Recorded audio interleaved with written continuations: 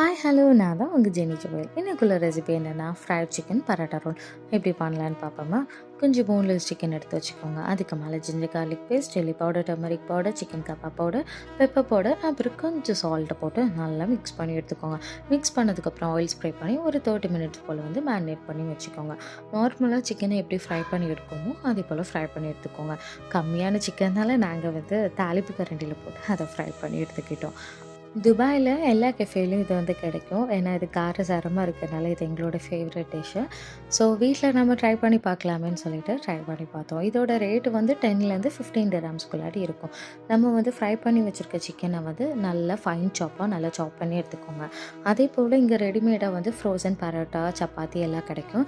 நாங்கள் வந்து இன்றைக்கி பரோட்டாலாம் பண்ணிக்கோம். இது நீங்கள் வந்து சப்பாத்திலையும் கூட ட்ரை பண்ணிக்கலாம்.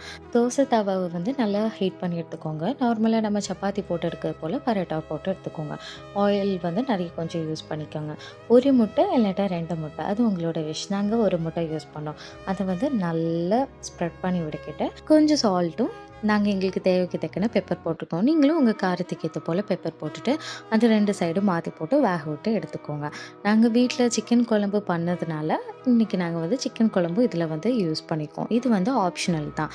அந்த சிக்கன் குழம்பு வந்து அந்த பரோட்டா மேலே நல்லா ஸ்ப்ரெட் பண்ணி எடுத்துக்கோங்க. அதுக்கப்புறம் நம்ம ஃப்ரை பண்ணி வச்சுக்க சிக்கனை வந்து அதில் போட்டுக்கோங்க.